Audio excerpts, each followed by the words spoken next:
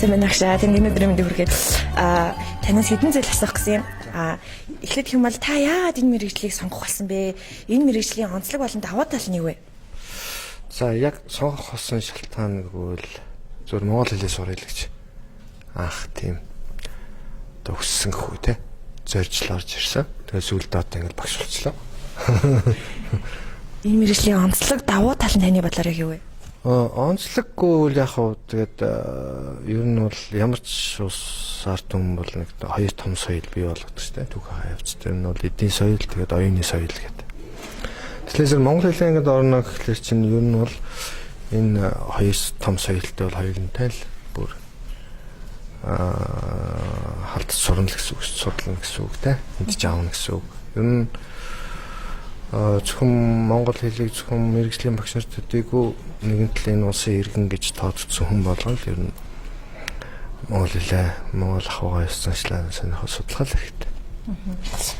Одоо би тань нэгэн зураг үзүүлээ. Та тэгээд одоо энэ зурагтай холбоотойгоор өөрийн нандин дурсамжаа хуваалцаж өгөөч. Энэ хэдийн үе зураг багшаа? Ой, энэ бүр одоо их залуул юм уу? Би одоо андуураагүй л энэ чинь нэг 2000 оны дундуурхал зураг юм уу? 2008 9 оны зураг баха.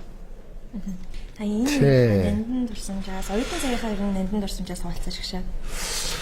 Гэхдээ яг хоо энэ зурагтай холбоотой гэвэл яг хоо урт үстэй юм байна. Залуу шин уус тэгэл. Оюутан цагийнх гэвэл одоо энэ отготол багш бид нар яг нэг үеих штэ. Тондуулагч манай дээдлийн төсөлчлээ бидний цаг үе бол ерөнхийдөө нэг зөрөөд нэг өөр болоод ах юм байхгүй. Манай оюутан цаг гэвэл их л өсөглөн байдаг байлаа. 90-ад оны ихэр угаасаа тэр монголч нэг тийм эдийн засгийн хувьд нэг тийм байсан шүү дээ. Тэгээд өсөглөн байвал ном их сурд сайн сурд юм байна л гэж бодож байна. Цатгалан байвал ном сургаа болчтой юм шиг байна. Их тийм зуваатай тийм сайхан үе байсан. Одоогийн оюутнуудад өгөх таны зөвлөгөө яг юу вэ? Зөвлөгөө гэвэл яг хав нэг анзаарэгдэж байгаа юм гэвэл энэ чинь нэг хот аливаа хот нэг сая иргэнтэй болохоор нэг тийм мегаполисын юунд орд юм биш үү?